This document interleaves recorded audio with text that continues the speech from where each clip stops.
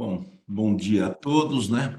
São 6 horas da manhã e, como de praxe, a gente vai dar início à reunião do programa de capacitação complementar em ecoendoscopia e endoscopia da via biliar e pancreática.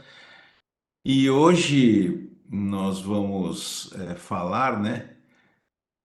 Vamos esmiuçar um trabalho que fala sobre as próteses metálicas de aposição luminal, né? Para o tratamento das coleções pancreáticas e peripancreáticas, né? Em relação ao sangramento, ou seja, muito se fala a respeito das próteses, principalmente da Lumen Apostle Metallic Stent, sobre o risco de sangramento, se você deixa por 4 semanas, se você tira antes, que não pode passar de 4 semanas, né? E esse é um estudo interessante que fala a respeito exatamente disso. Então, Diego, fica bem à vontade, pode fazer sua apresentação para a gente, tá bom? Muito bom dia a todos. Como o Dr. Celso falou, esse é um artigo cujo o título é Stent metálico com aposição de lumen para tratamento de coleção líquida pancreática e peripancreática e risco de sangramento. Um estudo pareado por propensão. Esse estudo foi publicado na revista Endoscopy, agora em 2024, e diversas instituições de diferentes países participaram. Predominaram, instituições italianas. E o autor principal foi o Benedetto Mangiavillano. Dando continuidade aqui, as coleções fluidas pancreáticas, a drenagem ecoguiada é o tratamento padrão para essa condição, quando ela é sintomática. Então, entende-se como coleção fluida ou líquida pancreática os pseudocistos pancreáticos e a necrose organizada, necrose murada, ou chamado WON. Em geral, as coleções, os pseudocistos pancreáticos, perdão, eles são tratados com os estentes plásticos, os double pigtails, e a WON com os estentes metálicos totalmente cobertos com a posição de lumen, o que a gente tem a sigla de LAMS. Com relação a LANs, especificamente a Hot Axis, que é um modelo da empresa Boston, a empresa americana. Então, estudos anteriores analisaram o uso dessa LANs no tratamento das coleções fluidas pancreáticas e associou um risco significativo de sangramento que requereu transfusão e ou intervenção. Isso variando de 13,4% até 32,4%. Isso quando foi usada a Hot Axis. À medida que a coleção fluida pancreática vai se resolvendo, os pseudoaneurismas da parede contralateral da coleção, esses pseudoaneurismas que previamente, quando a coleção estava cheia, eram comprimidos pela pressão dentro da cavidade, eles vão entrar em contato com as pontas rígidas das extremidades terminais das flanges que ficam dentro da cavidade. Isso pode causar erosão da parede e consequente sangramento. Então, essa seria a teoria para a ocorrência do sangramento diante da Hot Axis. Com relação a outra lança, chamada Spaxus, a Spaxus, da empresa Taewong, da Coreia do Sul, ela foi disponível em 2016 e ela ficou disponível em 2016 e recentemente ela foi incorporada a um dispositivo que passa a ter a capacidade de eletrocauterização na sua ponta. Isso é a chamada Hot Spaxus. Possui uma borda arredondada e flanges dobráveis que permitem a posição acomodativa entre o stent e a parede da cavidade. E os dados disponíveis até então relataram uma taxa de sangramento de 5,1%, muito inferior, comparando com o Hot Axis. Porém, o número de pacientes tratados é insuficiente para tirar conclusões definitivas a respeito disso. Sendo assim, o presente estudo foi feito de forma retrospectiva, de propensão, cujo objetivo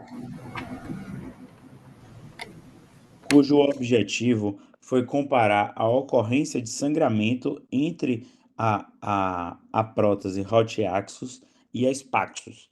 A Spaxus, tanto na versão fria quanto na versão quente. E foram analisados também o sucesso técnico, o sucesso clínico e as taxas globais de eventos adversos entre esses dois estentes metálicos de aposição luminal. A metodologia utilizada com relação à população que foi estudada.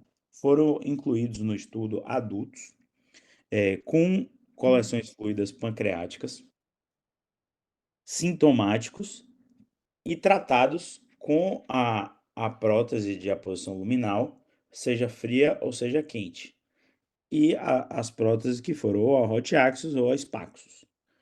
O local do estudo foi 18 centros de referência de endoscopia, centros esses com alto volume de pacientes. E todos os endoscopistas que realizaram a colocação da LAMS, seja ela qual for, antes do início do período do estudo, eles tinham que ter colocado 30 LAMS antes de poder participar do estudo, que ocorreu no período de julho de 2019 a fevereiro de 2022, totalizando 32 meses. Esse fluxograma é um fluxograma que está no artigo, e aqui ele mostra que foram recrutados os pacientes. Desses pacientes recrutados, foram 592 analisados com relação à sua elegibilidade. E a partir daí foram excluídos alguns pacientes. Foram excluídos pacientes pediátricos, pacientes que tiveram drenagem com estente plástico do tipo double pigtail, pacientes que foram submetidos à técnica de drenagem com múltiplos acessos, pacientes que tinham distúrbios hemorrágicos e que estavam em uso de terapia anticoagulante de forma concomitante, pacientes que foram seguidos, desculpe, voltando aqui, pacientes que foram seguidos por menos de um mês e pacientes que tiveram a drenagem espontânea da coleção fluida. Ou seja, desses pacientes ficaram 363 que foram tratados. Assim, eles foram alocados em grupos. A gente teve o grupo alocado para receber o Spaxus, foram 174 pessoas, e para receber o Axios, que foram 189. E a partir daí foi feita uma análise. A análise após a correspondência de propensão. Então, foram analisados 132 pacientes em cada um dos grupos. Então, continuando, com relação aos dispositivos utilizados, ou seja, a prótese em si. Então, a prótese que dá para a gente ver na parte de cima da imagem é a Hot Axus, o material ela é formada por níquel titânio traçado, e ela é totalmente coberta por silicone. E esses foram os 4 tamanhos de próteses utilizados. Eu marquei aqui em vermelho porque esse modelo, esse tamanho, foi o que mais foi associado a evento adverso, mas a gente vai falar um pouco disso mais para frente. E embaixo está a prótese Spaxus. Foram 2 modelos da prótese Spaxus, e o que está em vermelho que foi associado a evento adverso. Nessa imagem à direita, a gente tem cada uma das próteses, das marcas, associada ao elétrico-haltéreo, que é o que a gente chama do HOT. Por exemplo, aqui embaixo é o HOT Spaxus, essa aqui à direita. Com relação ao procedimento, Então, ficou a critério de cada ecoendoscopista, cada endossonografista, a técnica que ele utilizou para colocar a lance, seja a mão livre ou uma punção aspirativa de agulha fina com 19 gauge, na coleção fluida pancreática, sendo o alvo, seguida da colocação, perdão, do fio guia, o uso de cistótomo e a colocação da prótese propriamente dita. Assim também ficou a critério do endossonografista a escolha do diâmetro da prótese. Em todos os casos, a liberação da flange distal foi realizada sobre a assistência de ecoendoscopia, e a flange proximal foi liberada usando a técnica de liberação intracanal ou sob visão endoscópica ou fluoroscópica. Com relação aos parâmetros do estudo, ou seja, algumas definições, a gravidade de sangramento foi classificada de acordo com a Associação Americana de, de Endoscopia, e o sucesso técnico, ele foi definido como o acesso adequado e a colocação bem-sucedida do estente através da parede do trato gastrointestinal até a coleção fluida pancreática, com drenagem dos fluidos de dentro da coleção ou material necrótico para o estômago ou duodeno. Isso foi o sucesso técnico. O sucesso clínico foi a resolução radiológica da coleção líquida aos 3 meses de acompanhamento, sem sintomas clínicos atribuíveis à coleção fluida pancreática. Para finalizar a metodologia, a análise estatística. Então, para superar os vieses que eh, poderiam ocorrer devido à distribuição diferente de covariáveis entre os pacientes designados para alocação, nos dois grupos, Rotiaxus ou Spaxus, foi feita uma correspondência de 1 para 1 e criada uma análise de score de propensão. O score de propensão, ele representa a probabilidade de cada paciente ser atribuído a uma condição ou um tratamento específico em um estudo, dado um conjunto de covariáveis que são conhecidas. E já entrando aqui nos resultados, essa tabela que mostra as características basais dos 264 pacientes selecionados após a correspondência de score de propensão de 1 para 1. Então, a mediana de idade para os pacientes selecionados foi de 55 anos. Houve distribuição igual com relação ao sexo. Não, perdão, houve a presença de WON, de necrose murada, foi o tipo de coleção tratada mais comum. Não houve diferença do tamanho da coleção entre os dois grupos. E a drenagem foi obtida através do estômago, em quase todos os casos. Essa tabela aqui mostra a comparação dos resultados da drenagem da coleção fluida pancreática cogueada entre os 264 pacientes pareados por escolha de propensão selecionados para comparação.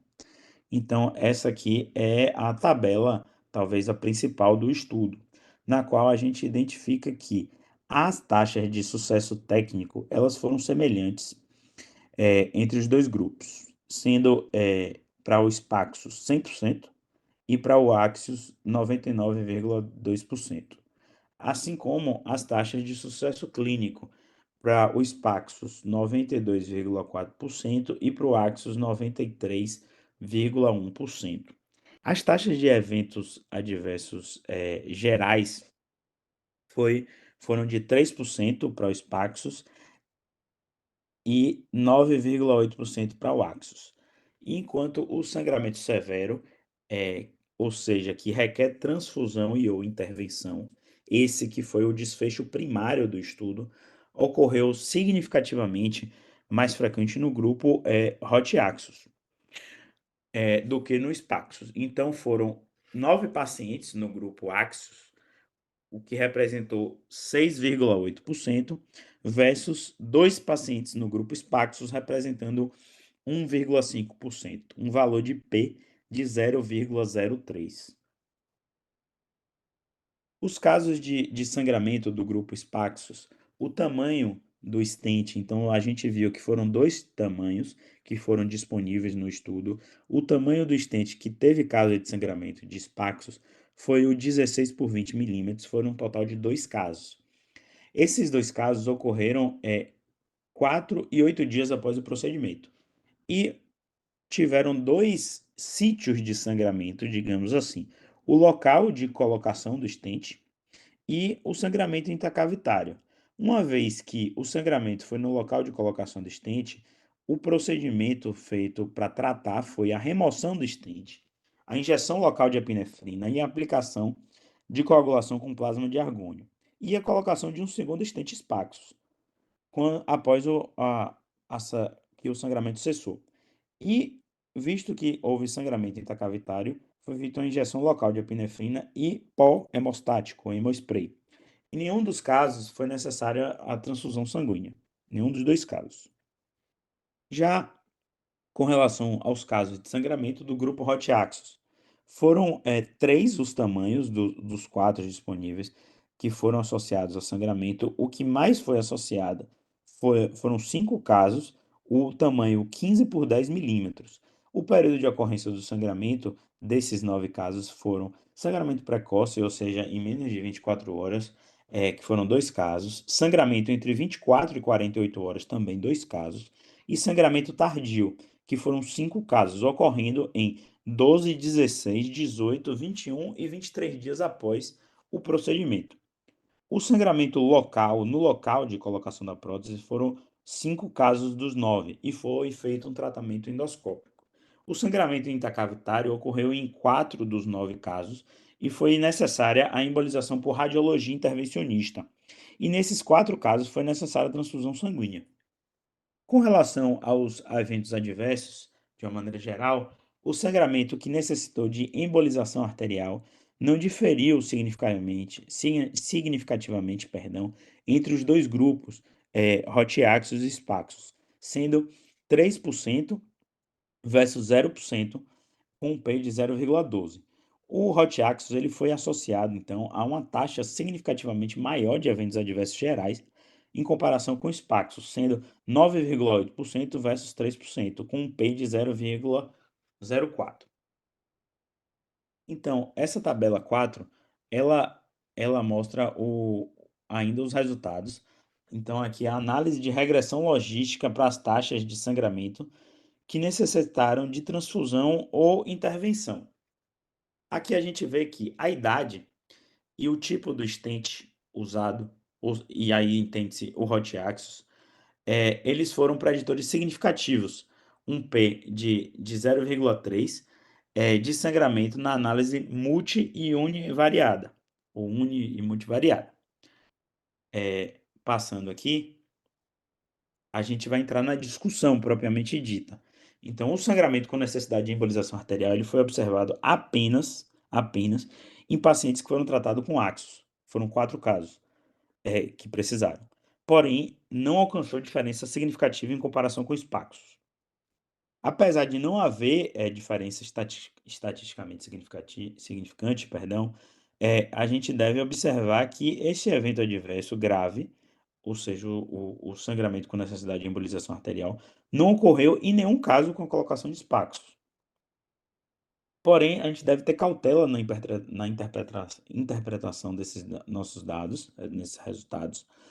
Não é possível concluir que o design menos agressivo, entre aspas, da extremidade terminal do stent Spaxos, comparado com o Hot Axis, esteja associado a uma diminuição no número de sangramento intracavitário, que necessite de radiologia intervencionista para o tratamento. Então, são necessários mais estudos com tamanho de amostra maior, para a gente ter suposições definitivas. Ainda na discussão, o grupo Hot Axis, então, todos foram com sistema de entrega por eletrocautério. E a corrente ficou uma pergunta, um questionamento que o próprio estudo fez. A corrente elétrica teve um papel no início do sangramento dos cinco casos que ocorreram no local de colocação da prótese? Essa é uma pergunta. No grupo Spaxos, 46% teve o sistema de entrega por eletrocautério, o chamado Hot Spaxos. E a Spaxus fria, que foi maioria, foi colocada usando um cistótomo e utilizada a mesma corrente de corte aplicada na implantação do hot axis lá de cima. Então, ficou um questionamento. Se realmente, um outro questionamento, se realmente existe um papel dessa corrente elétrica, talvez não seria um papel menor para a deflagração do sangramento. E assim a gente conclui mais uma vez que é necessário um estudo prospectivo, multicêntrico, randomizado, especificamente desenhado para poder responder essas questões. Ainda na discussão, nesse estudo, a taxa de sangramento geral que necessitou de transfusão e ou internação foi substancialmente inferior relatada nos estudos prévios. E os eventos adversos foram significativamente, ou seja, um P de 0,04 mais frequentes no grupo Hot Axis em comparação com os Paxos. Então, de uma maneira geral, em termos de evento adverso, 9,8% é de evento adverso para o Hot Axis versus 3% de evento adverso para os Paxos. E eventos adversos adicionais ocorreram no grupo Hot Axis. Foram eles um caso de perfuração e dois casos de migração do stent. Com relação às limitações desse estudo, foi um desenho retrospectivo, a gente não pode excluir viés de seleção, mesmo tendo sido feita a tentativa de minimizar esse viés de seleção usando a análise do score de propensão e equilibrando os dois grupos para uma série de fatores associados aos eventos adversos. A outra limitação é que os dados foram de centros de referência e os operadores eram experientes, uma vez que essas condições não são facilmente replicáveis em outros estudos. Alguns aspectos processuais do estudo não foram padronizados e foi possível encontrar uma heterogeneidade, perdão, nos aspectos técnicos.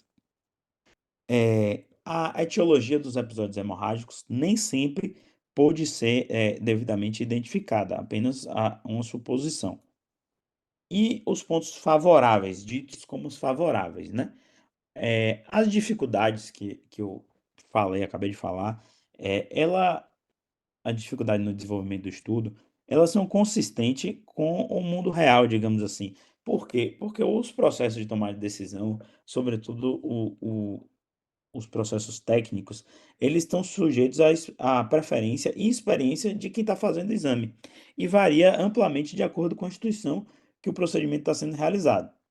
Os aspectos técnicos, eles impactaram no sucesso técnico e não na taxa de sangramento.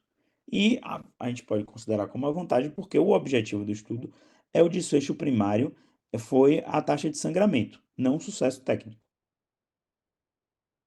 Para concluir, os pacientes com coleção fluida pancreática, o sangramento que requer transfusão e ou intervenção ocorreu mais frequentemente, de forma significativa, quando o stent Hot Axis foi utilizado, ao se comparar com os Paxos.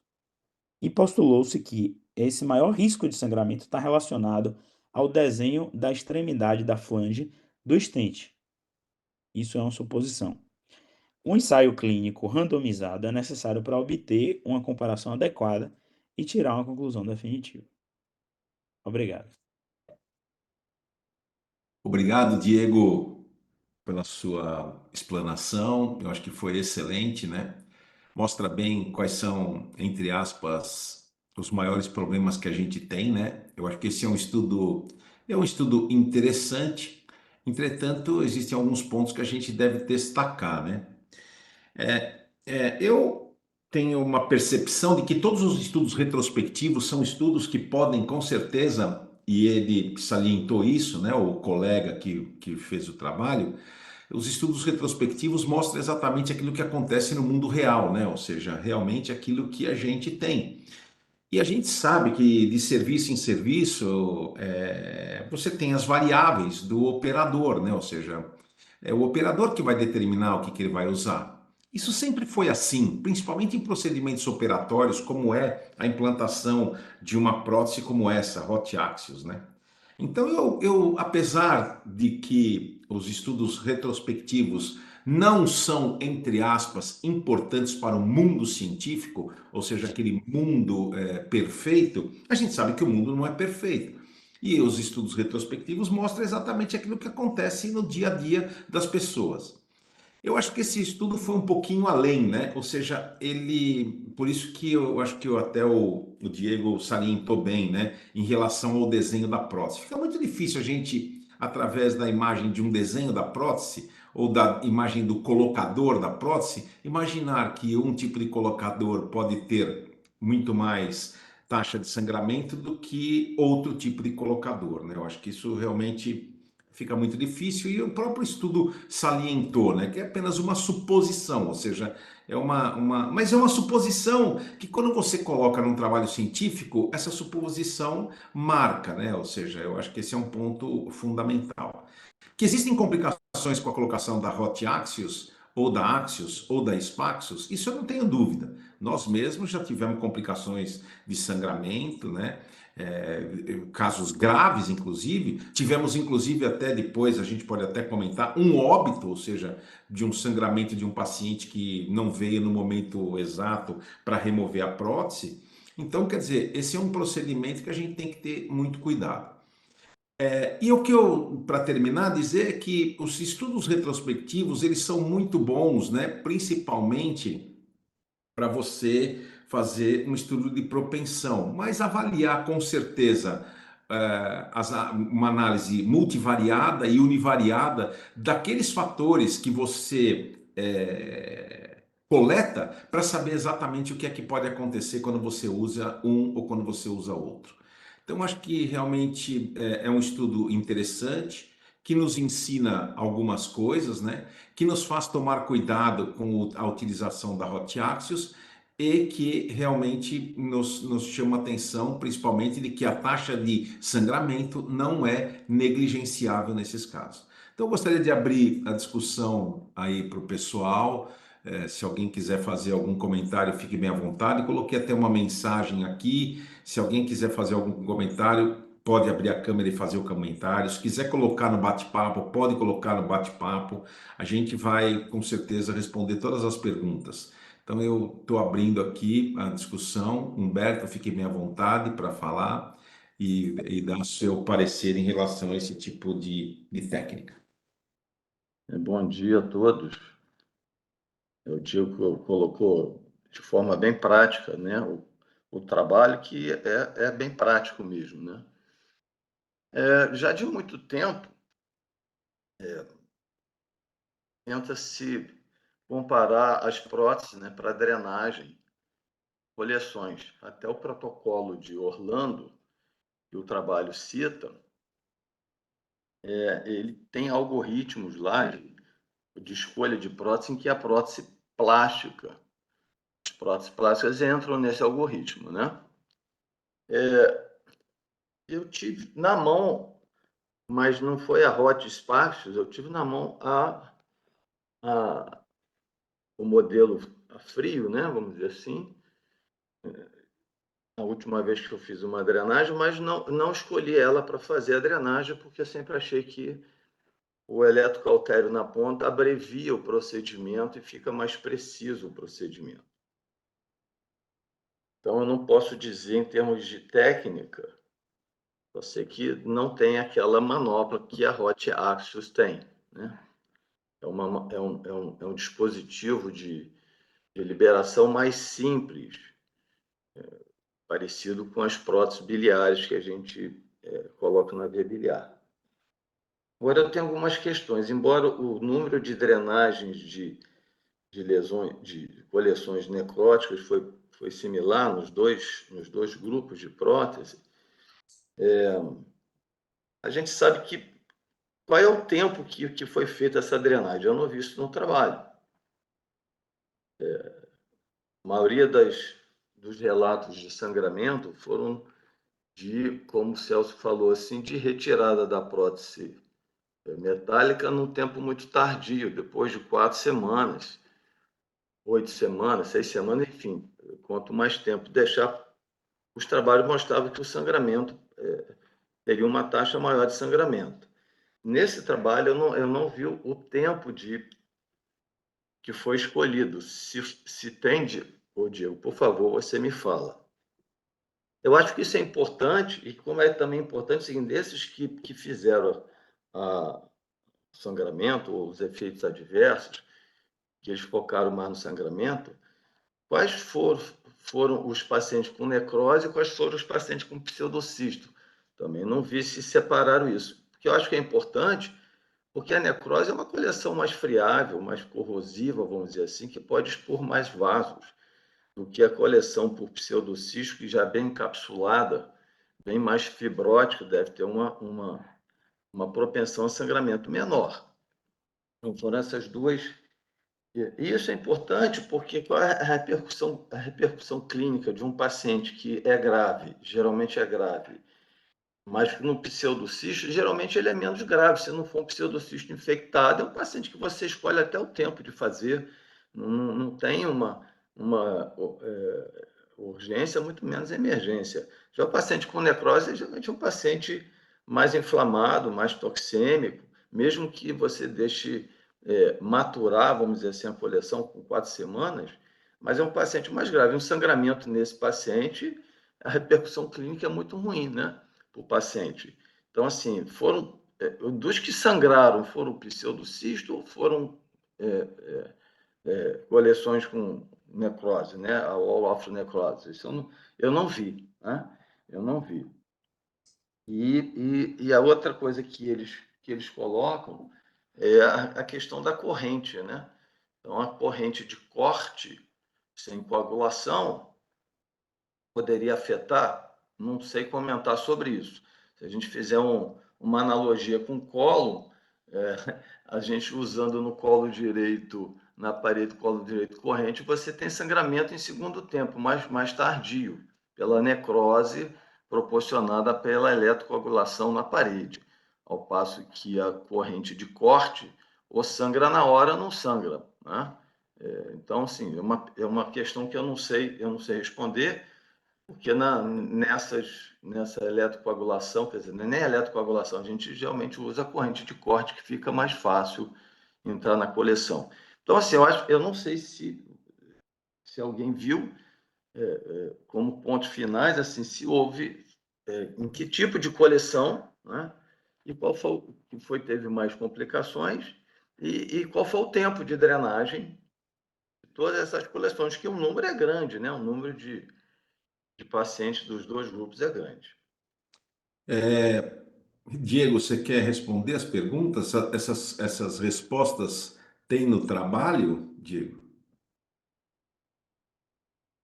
É, eu não vi nenhuma resposta para essas perguntas, eu estou dando uma olhada aqui, mas ele não diz com relação ao período de permanência das próteses, e ele separa dentre os grupos os que foram drenados por conta de pseudocisto e por necrose encapsulada, mas ele não faz uma associação dos casos que sangraram com o tipo de coleção fluida. Mas eu tô olhando aqui novamente, se eu encontrar alguma coisa eu falo.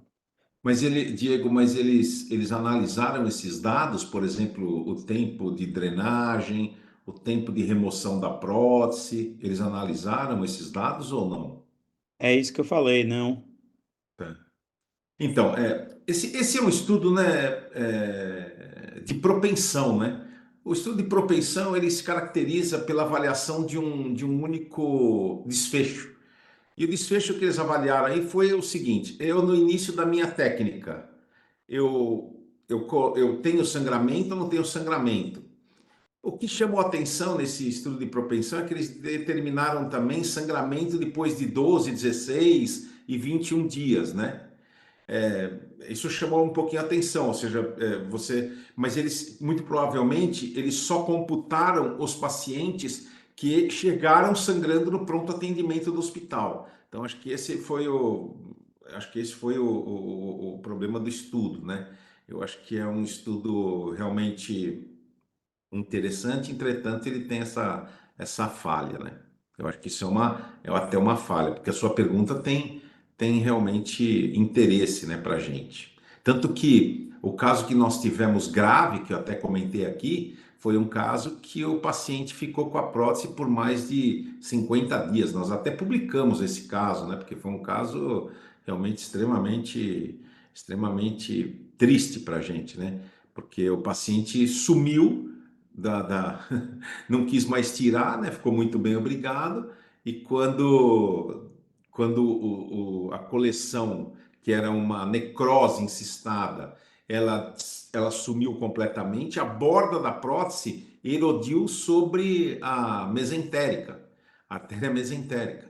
Então, realmente, quando foi remover a prótese, né, teve esse problema. Eu acho que até o Rodrigo estava nesse caso. Acho que é um caso que vale a pena a gente ter essa preocupação, né? O Rodrigo Surjan foi o cirurgião desse paciente, ou seja, um caso bem grave.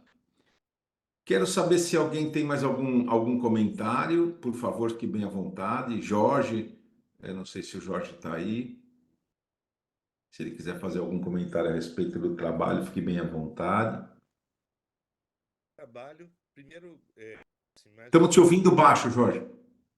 bom, primeiro, mais uma vez, dizer que o Diego apresentou muito bem o trabalho, né? Parabéns aí pela apresentação. Esse é um trabalho que é técnico, né? Então, para mim, como clínico, os comentários são poucos e o Humberto os fez muito pertinentemente nos pontos mais relevantes do ponto de vista metodológico. Quando a gente pega um trabalho desses, a primeira questão que a gente faria seria se a taxa de complicações ela bate com aquilo que a gente conhece ou com a nossa própria prática. Então, eu queria saber de vocês, né, que essa taxa de complicação, né, de torno de 9% em uma das técnicas, se ela realmente é isso que vocês têm na prática de vocês, para a gente apreciar se esse é um trabalho que subestima isso, ou se ele superestima, ou se ele está dentro daquilo que é previsto mesmo. Eu Não, está confesso a dentro, vocês Jorge. que, Está como dentro. clínico, achei mesmo essa taxa, a de 34 eu achei absurda, né? Que é o que ele cita lá na introdução, né?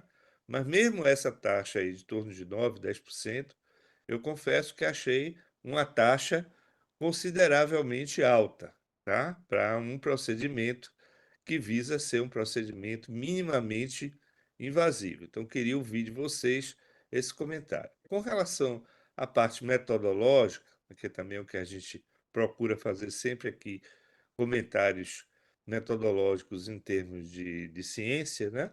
Então, quando ele faz o pareamento, quando a gente utiliza um estudo caso-controle, é importante a gente parear, estou falando aí para os residentes, sobretudo, é importante parear as variáveis que podem interferir com o desfecho final. Se o estudo é prospectivo, você consegue fazer isso já no processo de seleção de pacientes. Quando é o estudo retrospectivo, né, ele não consegue fazer isso. Então, ele fez um pareamento pós-hoc, quer dizer, após acontecer o procedimento. É por isso que ele usa uma técnica estatística, que é essa que ele chama aí o pareamento por propensão, para excluir pacientes que possam ter entrado em um grupo ou outro por critérios diferentes daqueles que são os comuns, né? Os que a gente utilizaria e que podem introduzir vieses. É um recurso estatístico, não substitui o pareamento prospectivo, né, no estudo dessa ordem, mas garante um pouco mais de segurança de que não houve vieses, né? Os outros elementos aí que poderiam interferir com o desfecho, o Humberto já comentou. Então, minha pergunta para vocês, endoscopistas, é se essa taxa é a taxa mesmo que a gente espera, porque eu confesso a vocês que fiquei preocupado, né? Não esperaria uma taxa tão elevada, embora, como o próprio trabalho mostre, uma boa parte dessas complicações são complicações muito simples e tratáveis sem maiores problemas. Seriam esses meus comentários aí. Jorge, realmente as taxas elas são taxas que a gente espera, é mais ou menos nesse nível mesmo. As complicações que foram delineadas são praticamente as mesmas, mas a gente sempre tem que lembrar que esse procedimento é um procedimento muito mais rápido, é um procedimento que não tem complicações como as complicações cirúrgicas, por exemplo, né? Então, quando você operava esses pacientes, você simplesmente tinha, além das complicações inerentes ao método, você tinha também complicações problemas com a cicatriz, problemas infecciosos, pneumonias por causa da intubação prolongada e muitas outras complicações, né? Mas a complicação que a gente tem mesmo é exatamente essa, em torno de 9%, mais ou menos isso. As complicações que foram relatadas também são as mesmas. Ou seja, é um procedimento que tem uma taxa de complicação elevada, entretanto, não há tanta dúvida, né? Quando você pega aqueles trabalhos do grupo europeu, né? Principalmente do grupo europeu de doenças do pâncreas, e eles fizeram várias comparações entre a percutânea, entre a endoscópica, a cirúrgica, a laparoscópica, os resultados da ecoendoscópica, né, e da endoscópica são muito, mas muito melhores se comparados a esses outros métodos. Então, essas são as taxas mesmo de complicação e que a gente deve sempre avisar o paciente, né, e a família quando a gente for falar. Eu vou aproveitar as perguntas de Humberto, né, e transformar em perguntas mesmo do clínico para o endoscopista.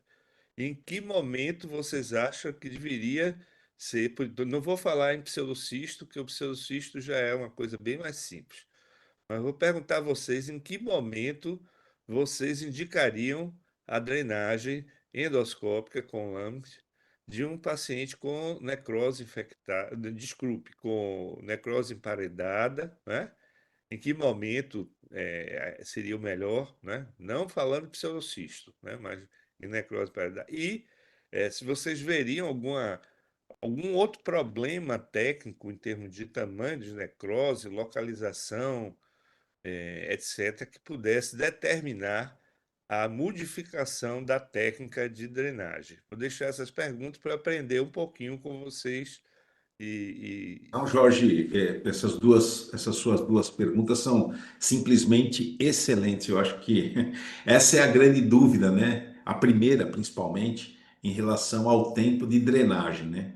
Eu vou dizer o seguinte: existem alguns trabalhos na literatura que, entre aspas, de metodologia duvidosa, né?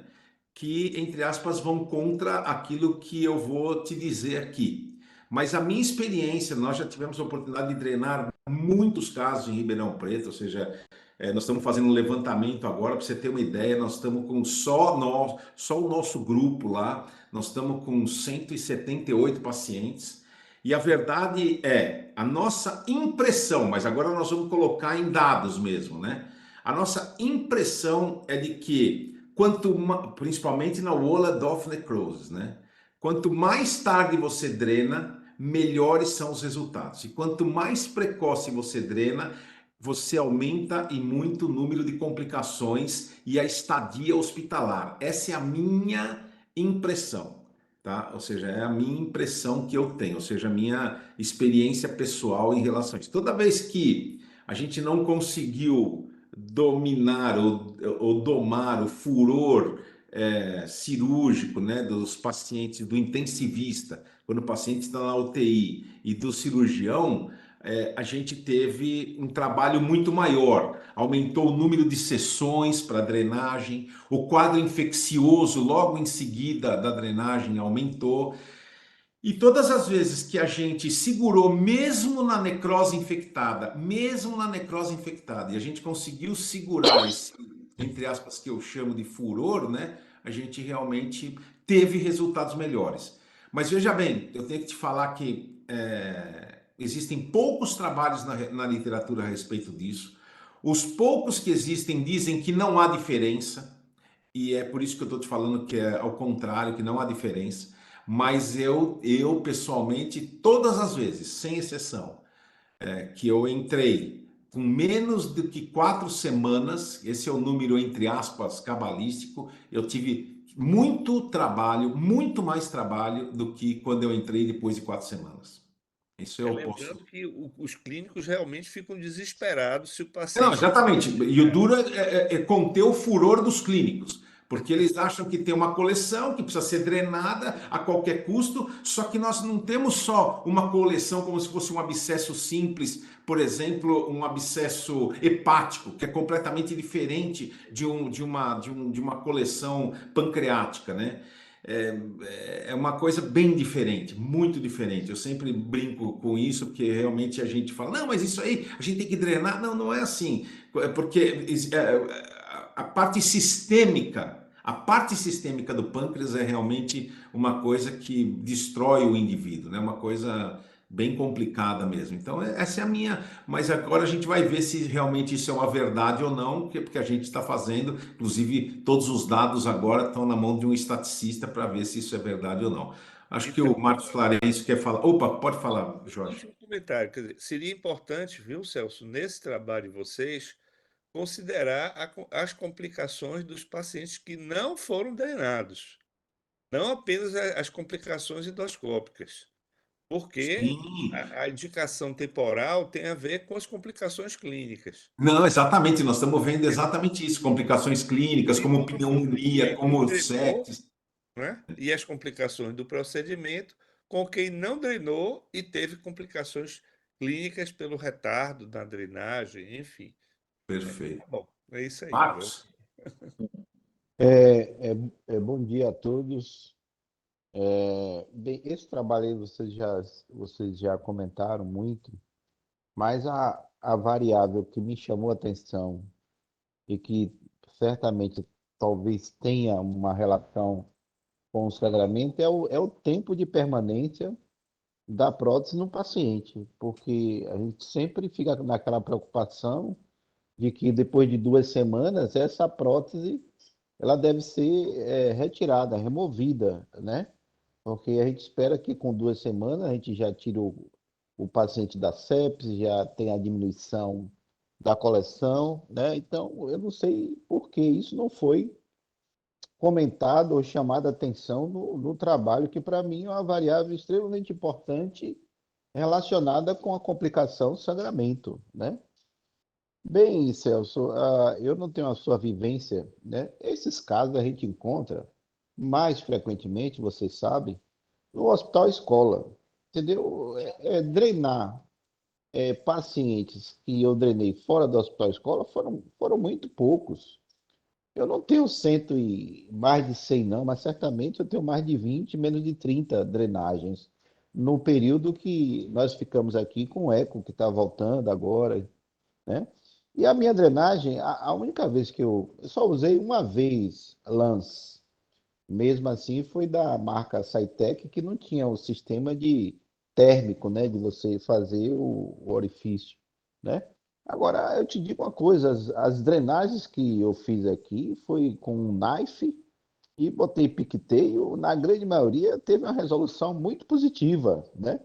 Com isso, eu não estou desqualificando, não estou escanteando essas próteses que no hospital escola a gente tem uma dificuldade grande de ter isso, né? Então, a eficiência prática minha, utilizando o knife, fazendo um pequeno furo, passando fio com guiado por ecodoscopia e depois você ampliando com um balão CRE, com um balão hidrostático, na grande maioria das vezes, assim, a gente teve resultados muito bons, né? E colocando um ou duas piqueteio, e se houver uma necessidade, você dilata novamente para tirar a necrose, né? Mas é claro que a gente tem que evoluir e tem que usar coisas práticas, usar esses acessórios que realmente diminuem o tempo de procedimento, né? Mas não devemos esquecer que as coisas mais antigas também, quando não existe a lance, resolve muito bem. Perfeito, Marcos. Muito obrigado aí por seus comentários. Eu acho que é isso mesmo. O que a gente percebe é que não há diferença em relação aos resultados quando a gente usa o pigtail e o lance, né? O lance ele é um pouco mais cômodo para nós endoscopistas porque mantém um orifício, né? E a gente permite a entrada do endoscópio o tempo todo, caso você necessite a realização de outras sessões de drenagem. Então, eu acho que isso é uma coisa, é uma comodidade para a gente. Se a gente coloca a prótese plástica, aí sim, a gente vai ter que, numa outra sessão, remover a prótese plástica, fazer uma nova dilatação do pertúito, entrar dentro, colocar novas próteses plásticas, a gente vai ter que fazer isso em cada sessão. Então, talvez isso, né, seja um ponto que fale contra, né, mas não em relação ao resultado. Humberto está com a mão levantada. Humberto, fica à vontade, pode falar aí, fazer seu comentário. Eu vou comentar em cima do que o Marcos falou primeiro, depois do que o Guedes falou. Quer dizer, você já falou também, Celso. Eu acho que o importante é saber qual é o percentual de necrose para a escolha da prótese. Mas os trabalhos mostram que, embora com mais trabalho,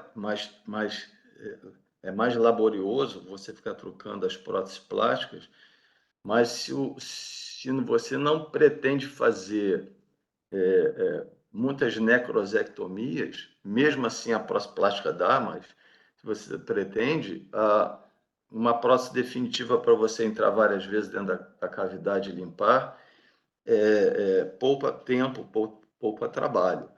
O problema da dilatação é se não tiver muito maturado ali o pertúito, é você perfurar, né?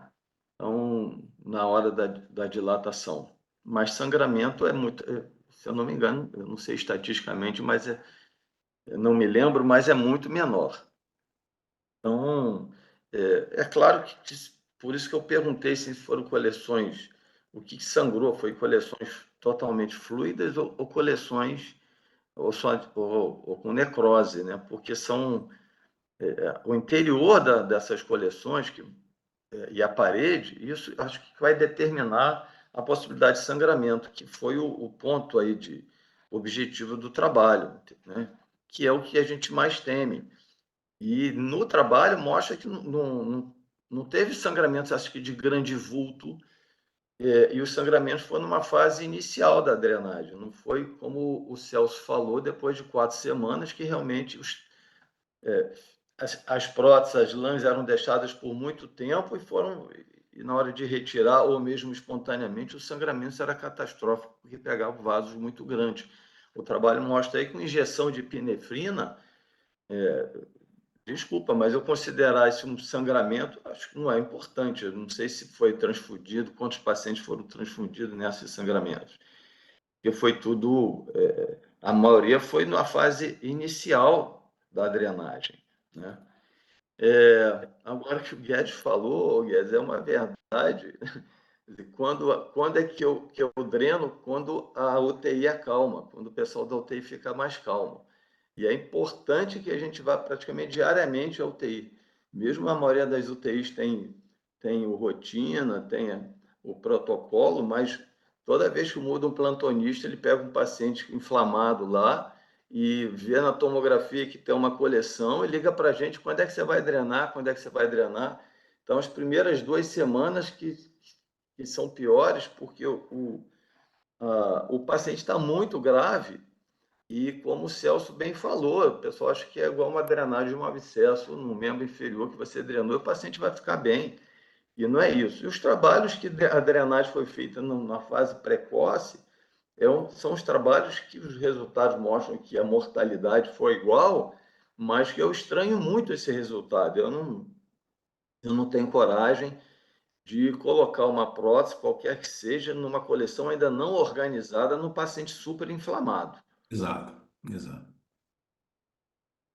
Eu queria saber se, Celso, obrigado pelos fazer uma pergunta. comentários, Humberto. Quem quer fazer algum comentário? Eu vi a voz de alguém aí. Sou eu, Marcos Vinícius. Queria fazer uma pergunta para vocês sobre. Marcos, aí. Bom dia. Bom dia. Sobre o que você falou e agora o Humberto falou. Qual o parâmetro que você tem para saber que é a hora de drenar esses pacientes graves? É tomográfico? É clínico? É de palpação? você pega um paciente que está grávido, você decide a fazer a drenagem. Qual é o parâmetro que você tem? Através de tomografia, qual é o parâmetro que você usa para saber que é aquela hora de drenar? Então, eu acho que essa sua pergunta é a pergunta do milhão. Não há. Essa sua pergunta, Marcos, é a pergunta do milhão. Ou seja, não há um parâmetro clínico que a gente diga o momento de drenar. O que há são suposições na literatura em relação ao tempo. O que a gente sabe que no pâncreas, quando você tem uma pancreatite aguda, com o passar do tempo, a relação entre o pâncreas e a porção sistêmica do organismo, ela vai diminuindo, ou seja, você vai melhorando os parâmetros inflamatórios, você vai melhorando toda essa situação que vai te ajudar a tomar a decisão. Entretanto, não existe um parâmetro clínico para isso. O Humberto até falou a respeito da quantidade de necrose. Eu penso assim um pouco diferente. Eu acho, quando eu faço a ecoendoscopia, para decidir a prótese que eu vou colocar, quando, é óbvio, se eu tiver a Hot Axios à vontade, eu vou usar sempre a Hot Axios. Não me importa se é um pseudocisto, não me importa se é uma Wallenhoff necrose, mas isso no HC, por exemplo, a gente não tem. Então, o que eu vejo? Se eu tenho muito líquido e pouca necrose, eu uso a prótese plástica. Eu não fico lá, porque, por exemplo, eu sei que o Humberto gosta muito dos parâmetros, né, daquele de Orlando, né? Ele gosta muito de Orlando para detectar, mas eu acho que ali tem inúmeras falhas. Para quem faz no dia a dia, tem inúmeras falhas. Então, por exemplo, ele avalia a necrose tomograficamente. Ou seja, se tem 50%, eu uso isso. Eu acho que é uma coisa muito estanque, muito difícil, e o que a gente vê na tomo e o que a gente vê na ressonância, às vezes é diferente do que a gente vê na ecoendoscopia. Aliás, eu diria que é quase sempre diferente, quase sempre diferente. Então, eu avalio muito mais o que eu vejo na ecoendoscopia para colocar. Então, a minha regra é simples. Se eu tenho mais de 50%, 60% de líquido, mesmo que seja aquele líquido espesso e tudo, eu coloco prótese plástica. Agora, se eu vejo que aquela necrose que acomete toda a coleção, tudo, aí eu vou para a Hot Axios. Por quê? Porque a Hot Axios me mantém um orifício de saída e eu vou passando o aparelho. Agora, realmente, se você me disser, Celso, você vai drenar quando o VHS está desse jeito, quando o PCR está desse jeito, quando a bilirrubina... Muito difícil dizer, Marcos. O que eu digo é o seguinte, se a lesão está lá, eu acompanhei a lesão por 4, 5 semanas e o paciente, você não vê por exames de imagem que essa lesão não está diminuindo, eu acho que tem indicação de drenagem. Essa é a minha impressão, Marco. Mas a sua pergunta é uma pergunta bem difícil mesmo, muito difícil. Eu não sei se alguém, principalmente, eu queria até ouvir a opinião do Rodrigo, né? Rodrigo, eu acho que é um cirurgião, eu acho que vale a pena a gente comentar um pouquinho, Celso. com ele. Pode falar, Humberto, pode falar. Desculpa. Para o Marcos Vinícius, olha, Marcos, eu acho que isso é muito. Tem que individualizar o caso, tá? Na maioria das vezes, as primeiras 2 semanas é, como o Celso falou, aquele furor clínico do pessoal da UTI, que o paciente está muito inflamado, está em amina, ou está em prótese ventilatória, está instável hemodinamicamente. Isso, embora trabalhos aí mostram drenagem nessa fase, isso para mim é praticamente proibitivo. E aí você só tem que frear o grupo da UTI, primeira coisa. Agora, depois de esse número de 4 semanas, é que parece que nessa fase é a melhor, daí por diante, é a melhor organização da coleção, seja fluida, seja necrótica, ou com mais necrose ou mais fluida, enfim. Tanto pseudocisto, ou com um pseudocisto infectado, ou com uma necrose.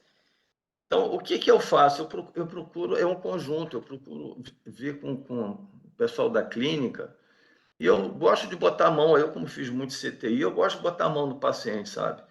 No que você põe a mão na mão do paciente, você vê se o paciente está, e olha para o monitor, e vê se a frequência que ele está e a oximetria, só isso.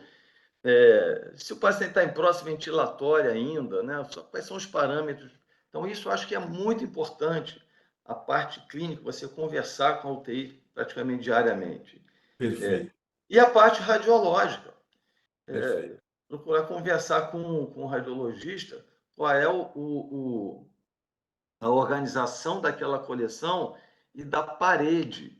Embora a ecoendoscopia facilite você drenar sem precisar aquele abaulamento importante e tal, mas você vê com o radiologista qual é o ponto de contato, o maior ponto de contato, se Perfeito. essa questão da necrose, embora não tenha tanta concordância, né, Celso? Mas eu acho que também é importante. Então, acho que tem que individualizar, É né? isso, Tem que individualizar cada paciente. é isso aí. O Jorge levantou a mão e depois do Jorge eu queria ouvir o que o Rodrigo pensa. Então, Jorge, por favor, pode fazer seu comentário? Não, o comentário é o seguinte: nós clínicos, né? Isso é uma situação dramática. É uma situação dramática que às vezes você vai perder o paciente. Se o paciente tem uma zona grande de necrose e, sobretudo, se estiver infectada, né? Mas se tiver um processo inflamatório, a decisão é colocar na balança aí riscos da drenagem versus riscos de não fazer a drenagem, que talvez esse seja o momento mais difícil. E como tudo em pâncreas, né, é a questão que o Humberto agora concluiu aí, né? É uma decisão individualizada e multidisciplinar sempre, mas para o clínico, para a gente não ficar assim dizendo, vamos deixar o pessoal da UTI cuidar desse caso. Isso não é um procedimento estético pós resolução. Isso é um Exato. procedimento que visa contribuir na evolução clínica e tirar a mortalidade desses pacientes de pancreatite aguda grave. A gente está falando de pancreatite aguda grave, né? Então, Exato. muitas vezes o procedimento será um procedimento de risco, mas a não fazer o procedimento É é o pior, risco maior pela evolução clínica. Então, com são certeza. essas as coisas que a gente precisa ter em mente. Celso, Bem antes, antes, rapidinho, antes, bem antes do rapidinho. Rodrigo falar, você lembra, o Jorge lembra dos casos de, de peritonеostomia. O paciente com pancreatite aguda grave eram operados numa fase até inicial de necrose e praticamente morriam todos. Lavagem peritoneal, coisas Lavagem dessa ordem. peritoneal contínua era um Sim, sim, desastre. Então, sim, Síndrome assim, compartimental, interabdominal. sim. Então, é só para lembrar, porque a maioria do pessoal aí, tem muita gente aí que é residente que Isso é nunca verdade. viu isso.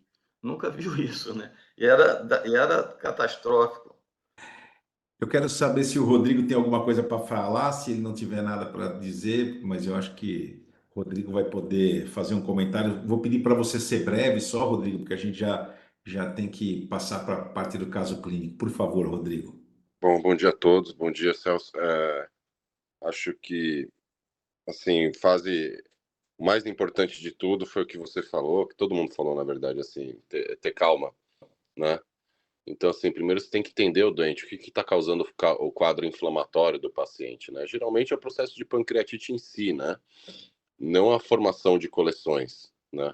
Eu acho que, assim, deve-se considerar a intervenção sobre a coleção, e aí, para mim, na minha opinião, também da forma mais conservadora possível, em caso de formação de abscesso na fase aguda só. O resto do tratamento é controle inflamatório, quer dizer, ajuste de metabólitos, nutrição parenteral, e controle hemodinâmico, controle de função ventilatória. Assim, a fase inflamatória inicial é motivada pela necrose pancreática e pela inflamação pancreática. E como você disse, é o que a gente cansa de ver, né? Quanto mais tarde mexer, se for necessário mexer, melhor é. Né? Tanto para uma boa adaptação do tratamento endoscópico, com formação de paredes, a gente fica repetindo exames de imagem, né, e fica literalmente medindo a parede da coleção, né, para ver quando ela vai espessando, ela vai se tornando mais espessa. A gente consegue fazer isso, né, através de ressonância e de tomografia. E como você disse, né, acho que esse conceito de manter a prótese o menor tempo possível, nunca passar 4 semanas. Assim, eu tive um caso realmente que eu entrei para cirurgia e, na verdade, era uma corrosão total da confluência espleno-mesentérico portal, quer dizer, a gente conseguiu até ter acesso à região, fazendo manobras de compressão para diminuir o sangramento, mas quando você chega lá, você tem uma erosão total da confluência, tecnicamente não tem muito o que fazer, fora medidas praticamente de damage control, e se o paciente sobreviver, na verdade, você vai ter um grande problema de oclusão de vasos, tudo. Mas eu acho que o conceito é esse é um caso que, vamos dizer assim, né, não dá para deixar, foi o que foi comentado, né, não dá para deixar na mão só da UTI, né? Tem casos que o dano sistêmico pode ser conduzido pela UTI. Aqui você precisa de um especialista, você precisa de um pancreatologista, entre aspas, para saber o timing das coisas, senão realmente vai haver a tendência de apressar o tratamento e aí que a gente começa a uma sucessão de erros. Perfeito, Rodrigo. Muito obrigado por seus comentários aí precisos mesmo. Eu acho que é exatamente isso aí. Bom, gente, agora nós vamos passar para a parte do quadro clínico, do caso clínico, e o Marcelo vai apresentar esse caso. Marcelo, é o seguinte, nós temos também o caso clínico que a Marcela, o Hospital de Ipanema, vai apresentar para a gente. Como eles são, Marcelo, como eles são nossos convidados, eu vou pedir para você descompartilhar sua tela e deixar a Marcela, acho que a Marcela que está com o coisa, ela vai apresentar o caso, também é um caso rápido, que a gente vai mostrar, que é um caso de lá do próprio Hospital de Ipanema, acho um caso interessante. Marcela, você está pronta para compartilhar sua tela aí? Sim, Então, por favor, pode compartilhar sua tela. tá. Deixa eu abrir aqui. Nunca usei essa. É só compartilhar, você tem que compartilhar, tranquilo. Se você tiver qualquer problema, a gente deixa o Marcelo e aí você vai vendo assim. Eu vou pedir para Thalita entra em contato. Ah, não, você conseguiu. Pronto, tá aí, beleza. Então, pode colocar lá o primeiro, beleza. Pode ampliar a tela. Pode apresentar então, Marcela. Acho que é Então, melhor você pôr na tela total ali, clicar na telinha. Não, assim, lá embaixo do PowerPoint. eu fiz isso, não apareceu, não? Não, só está aparecendo o seu caso. Clica novamente.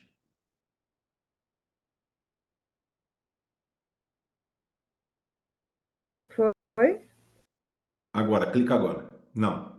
Tudo bem. Então apresenta aí mesmo, Tá dessa forma. aparecendo? Eu apertei Não, nós estamos vendo sua tela. Nós estamos vendo sua tela. Não entendi, então. Agora pode, se você conseguir fazer correr os diapositivos, tudo bem, pode fazer correr. Tá, eu tô apertando em compartilhar, não sei por que não tá indo. Em tela cheia. Aqui na minha tá aparecendo a tela cheia. Mas aqui não está aparecendo. Você está com Mac ou você está com computador comum? Computador comum. Né? Você consegue trocar os slides ou não está conseguindo? Consigo, eu posso apresentar assim? Pode apresentar sim, sem problema. Tá. Bom dia a todos, eu sou Marcela, sou residente aqui do Serviço de Endoscopia do Hospital Federal de Ipanema e vou apresentar um caso de ecoendoscopia que o Dr. Celso realizou conosco. É um paciente masculino de 59 anos, que não é do serviço do hospital, mas ele deu entrada no ambulatório de cirurgia com dor no andar superior do abdômen associada a sintomas colestáticos. Prurido, inapetência e náuseas iniciados em janeiro, ou seja, tinham 3 meses de sintoma e uma perda de peso de 25 quilos. Ele é hipertenso e tem glaucoma, faz uso regular de losartano, hidroclorotiazida e atenolol, não tinha cirurgias prévias, sem alergias e não fumava e não tinha etilismo positivo. Dos exames laboratoriais, o que chamava a atenção era uma bilirrubina elevada, com um aumento discreto de TGO e TGP. E nos exames de imagem, nós não conseguimos o filme, porque é um paciente externo e ele não trouxe o CD, mesmo após nossa solicitação, mas a ressonância evidenciava um colabamento abrupto do segmento distal do colédoco na topografia da cabeça pancreática, na segunda porção do adenal, com dilatação das vias biliares a montante.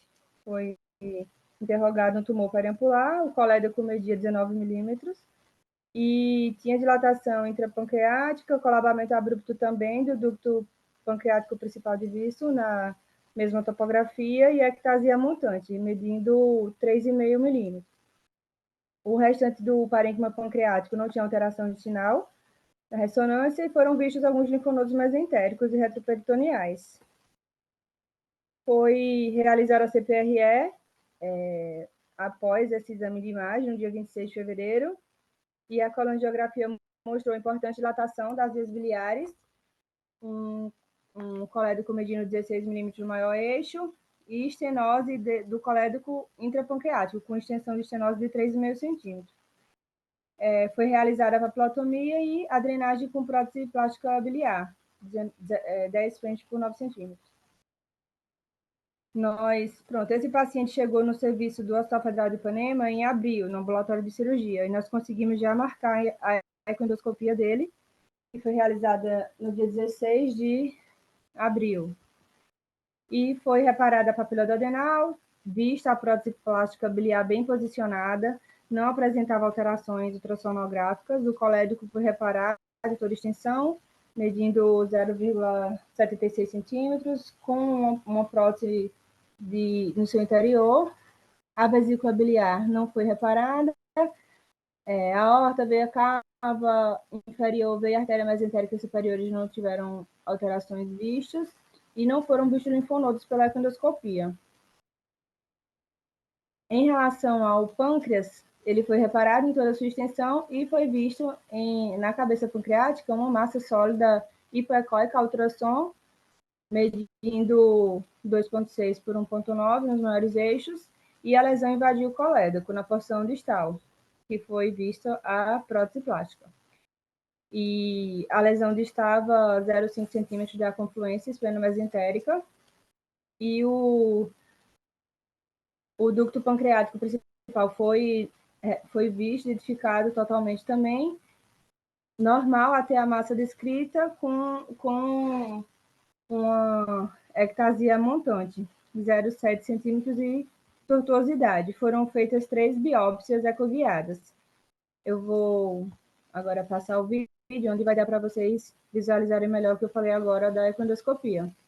Aí dá para ver a cabeça pancreática, aí dá para identificar a lesão invadindo o colédoco com a prótese plástica no seu interior, o ducto, a distância da lesão para a confluência espleno-mesentérica também foi vista ali, a lesão hipoecóica com... Esse momento já está mostrando o doutor Celso fazendo as punções ecoguiadas. Aí a agulha sendo inserida na lesão e realizadas as punções. Doutor Celso, essa parte, se o senhor quiser explicar melhor.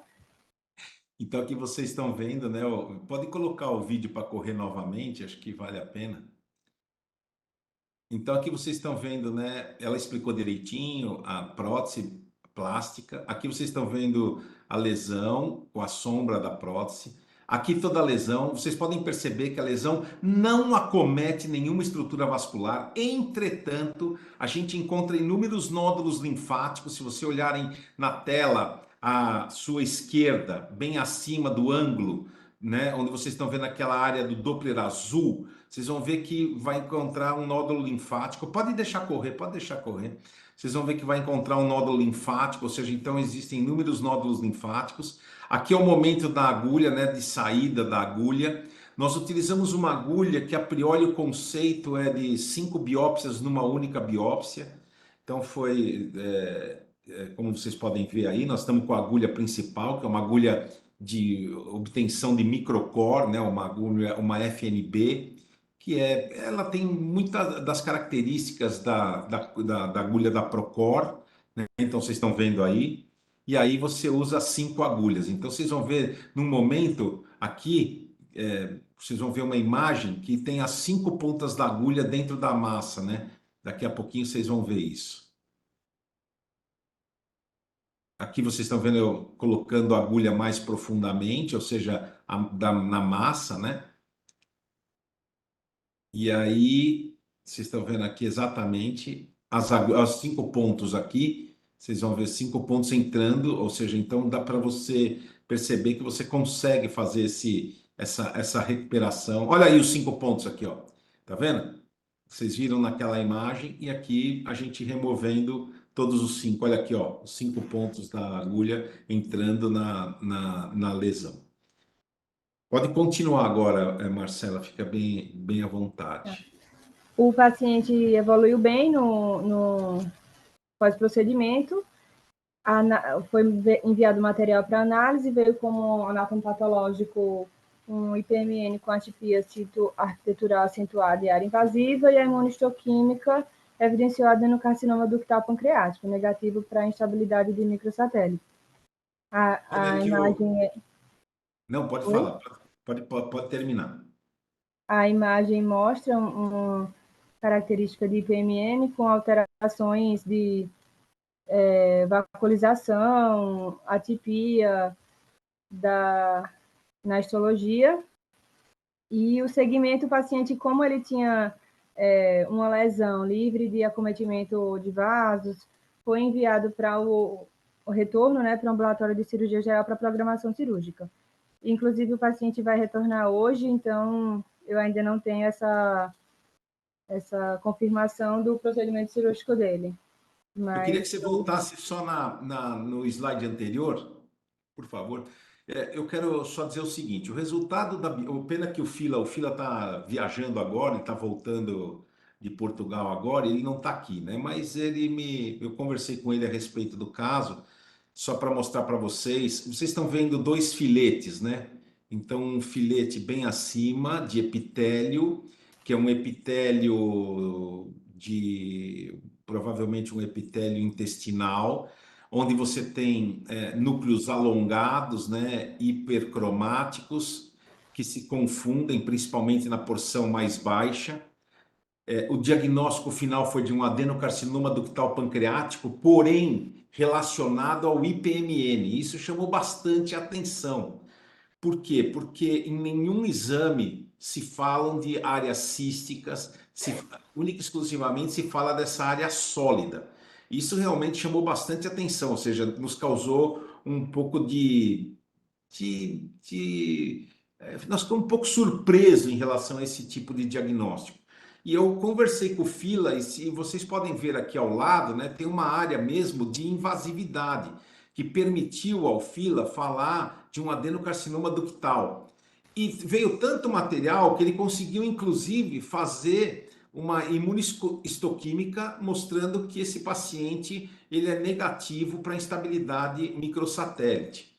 Parece que existem já alguns trabalhos que referem que a instabilidade microsatélite permite a utilização com bons resultados da quimioterapia nesses pacientes. Então, eu queria perguntar para o Rodrigo inicialmente. Rodrigo, você tem um paciente como esse de 59 anos que no momento já está drenado com uma prótese plástica. Esse paciente melhorou do procedimento, melhorou da icterícia. Entretanto, quando ele chegou para a gente, ele estava subictérico. Ele tem uma imagem pela ecoendoscopia que não mostra invasão citoarquitetural e não mostra invasão vascular. Entretanto, nós identificamos inúmeros nódulos linfáticos periféricos. E muito provavelmente esses nódulos linfáticos periféricos peripancreáticos são nódulos bem suspeitos, ou seja, nódulos grandes que a gente nem pensou em fazer a biópsia. Qual seria a conduta nesse caso?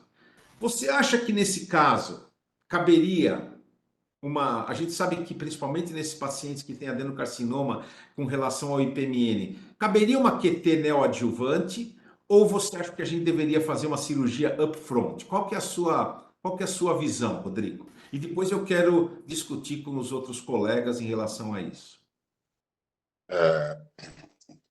Isso daí tem uma... A questão simples é a seguinte, você recebe esse doente no consultório, o que é que você faz? Eu mando para você esse doente, o que é que você faz?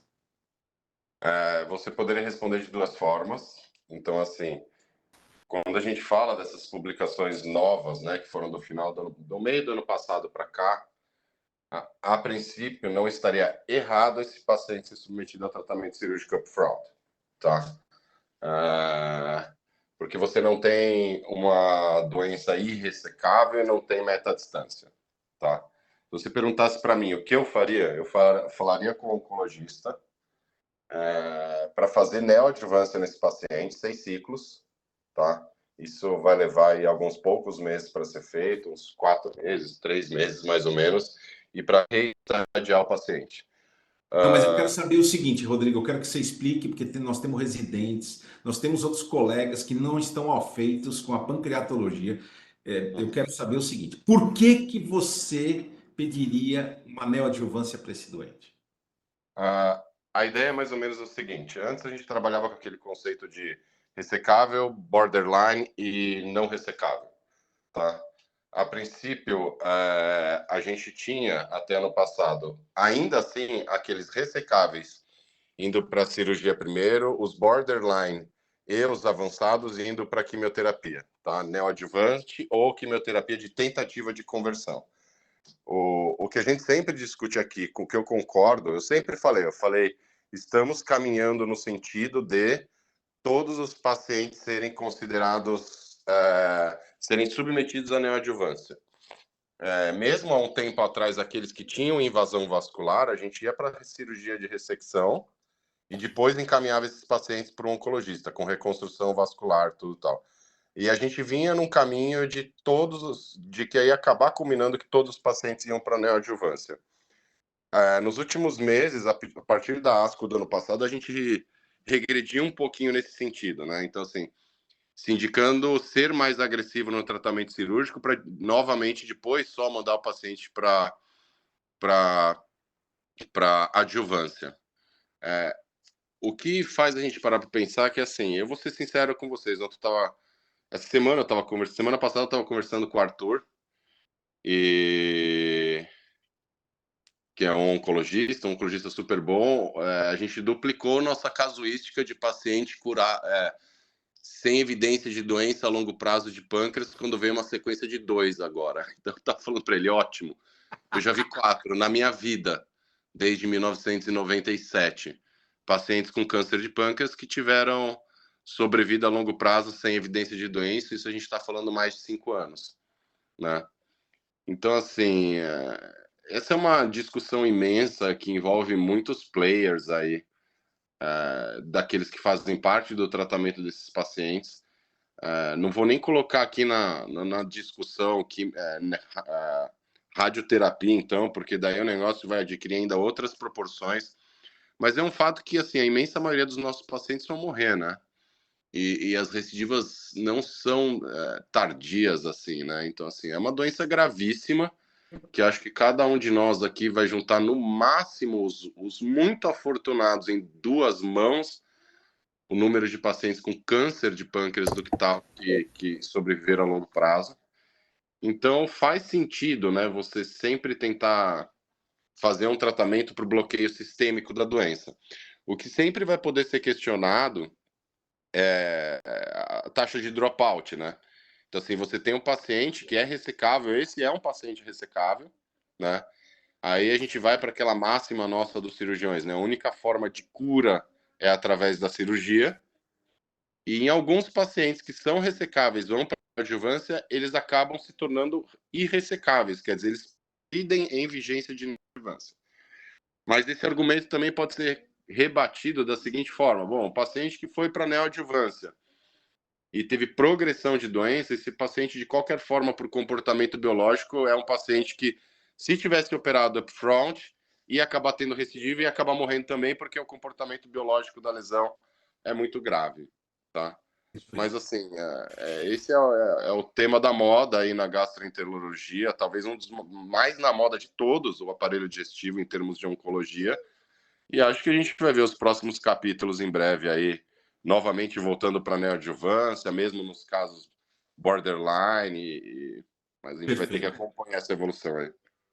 Jorge, queria saber a sua opinião. Esse paciente, o paciente seu de consultório, o que é que você imaginaria para ele?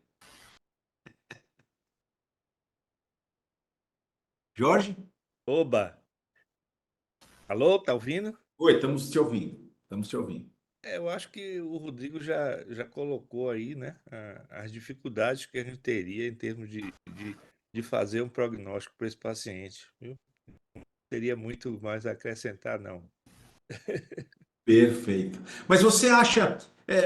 Eu quero fazer, então, mais. Eu vou explorar um pouquinho mais Rodrigo. Rodrigo, você acha que esta biópsia mudou a conduta ou ela não teve absolutamente nada?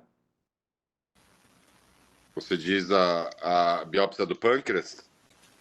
O fato de você saber que se trata, não é um adenocarcinoma ductal pancreático puro, ou seja, de você saber que se trata de um IPMN associado a um adenocarcinoma ductal pancreático, você acha que essa biópsia mudou a sua conduta em relação à cirurgia upfront versus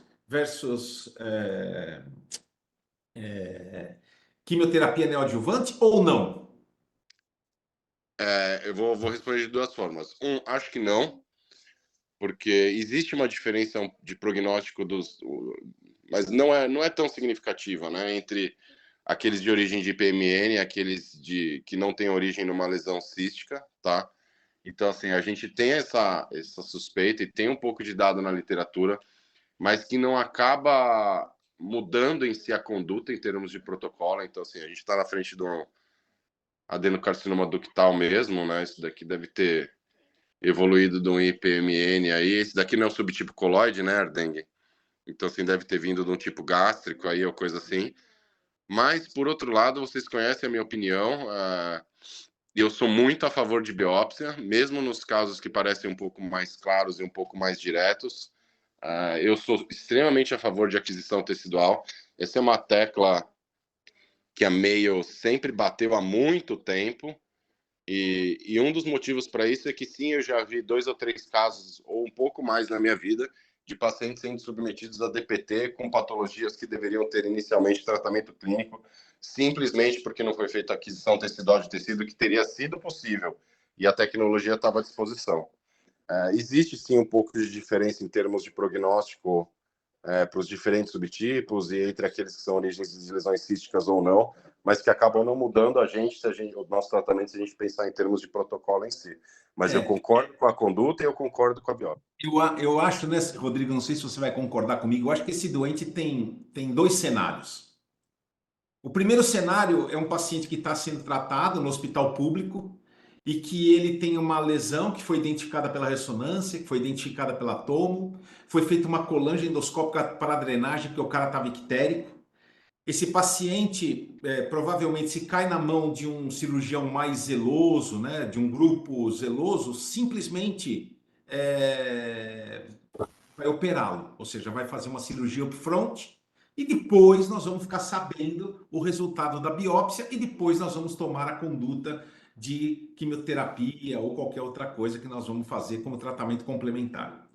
E aí tem esse segundo cenário, ou seja, o hospital é público, nós fizemos uma ecoendoscopia, nós fizemos uma biópsia onde foi feita inclusive a imunistoquímica e esse paciente é negativo para instabilidade microsatélite. A gente já sabe que de alguns trabalhos que os pacientes que são negativos para instabilidade microsatélite são pacientes que respondem bem, né, numa taxa de aproximadamente 60% a 70% à quimioterapia, né, neoadjuvante. Então, por isso que eu te fiz essa pergunta, né? Ou seja, será que vale a pena mesmo? E eu concordo com a Mayo Clinic, ou seja, eu acho que todos os pacientes que têm uma lesão na cabeça do pâncreas, eles devem ser biopsiados, não importa o tamanho, né? Eu acho que você operar sem um diagnóstico é um risco que você corre, porque existem até outras doenças, mas não é aqui essa discussão. Mas eu sim, assim, um pouco diferente do que você pensa, eu acho que essa biópsia mudou, né? Ou seja, me deu mais subsídios para dizer, olha, eu neste paciente faria uma QT neoadjuvante e faria depois uma ecoendoscopia de controle para saber como é que evoluiu. Por quê? Porque esse paciente também tem nódulos linfáticos. Então, apesar dele aparentemente não apresentar metástase, pode ser que ele tenha metástase, né? Então, por isso, não sei se você concorda com isso que eu estou falando ou não, mas eu acho que é um ponto de vista. Eu concordo, Arden. Esse é aquele típico caso que tem informação demais para o protocolo digerir, né? Então, assim, quando você faz um exame desse e vê a ausência de instabilidade e também vê, acrescenta a informação de que tem linfonodomegalia provavelmente patológica já ao redor, a gente está falando de uma lesão também que está dando Avançado. para a gente de que ela é avançada e que ela merece tratamento neoadjuvante, né? Perfeito. Humberto, pode fazer o seu comentário bem rapidinho, que nós já estamos quase no final. Vou falar rapidamente duas coisas. Primeiro, fiquei extremamente feliz do Celso estar iniciando a ecoendoscopia em Ipanema, um local, viu, Marcela, que eu comecei minha formação em endoscopia quando era fibroscópio, no olhinho. No olhinho. Dá um abraço ao meu irmão Evandro, na Ana Zúcaro, na Beth. O Evandro não acorda cedo, viu? O Evandro estava convidado para a reunião. Ele não Eu acorda vou cedo. falar para vocês aqui que eu estou emocionado, porque as coisas caminharam, graças a Deus. Nós estamos muito felizes também. Dá um abraço em todo mundo. Fiquei muito feliz, viu, Celso? Parabéns. Né? Parabéns por mais uma célula implantada. Né? Com certeza. E o Rodrigo já esclareceu. Para mim, a minha dúvida era em relação ao prognóstico e conduta no adenocarcinoma derivado do IPMN e do adenocarcinoma associado ao IPMN. Então, o Rodrigo já esclareceu. E para puxar a aula, o artigo da semana passada, que tal fazer um contraste nesse paciente antes da neoadjuvância, né? Um contraste via ecoendoscopia para ver a vascularização e prognosticar a ação da terapia oncológica. Perfeito. Um forte abraço aí. Obrigado, Humberto, muito obrigado. Realmente esse seu comentário foi muito, muito, muito salutar, porque eu acho que esse é um caso que a gente, por exemplo, no caso desse paciente ser submetido a uma QT neoadjuvante, a gente poderia inclusive usar o contraste para saber como é que ficou a parte da vascularização. Eu acho que é uma coisa realmente interessante fazer isso, baseado no trabalho da última reunião. Muito bem, bem lembrado. Eu não tinha pensado nisso, não. Bom, gente, alguém tem mais algum comentário? Se alguém tiver algum comentário rápido, por favor, fique bem à vontade. Temos ainda mais um minutinho. Bom, se ninguém tem nenhum comentário, quero agradecer imensamente o pessoal aí do Hospital de Ipanema, que contribuiu e muito aí com a nossa reunião. Eu tinha certeza que esse caso é um caso extremamente interessante, né? É um caso de nuances da pancreatologia, principalmente que tá focada no câncer do pâncreas, extremamente interessante, onde suscita inúmeros conceitos que muita gente não tem nem ideia, né, do que possa estar acontecendo, mas eu acho que é exatamente um caso simples como esse que nos traz amadurecimento em relação à conduta que nós devemos tomar em relação aos pacientes com câncer de pâncreas. Então, nós devemos sempre, entre aspas, mostrar quais são os caminhos e quais são as vantagens de fazer, mesmo numa lesão totalmente ressecável, uma ecoendoscopia com biópsia, porque nós podemos simplesmente angariar mais informações para tomar a conduta. Eu quero agradecer mesmo o pessoal aí do Hospital de Ipanema. Vocês estão sempre convidados, né? Sempre convidados a participar da nossa reunião. É só me passar o nome que a gente vai colocar vocês no grupo para que vocês possam participar.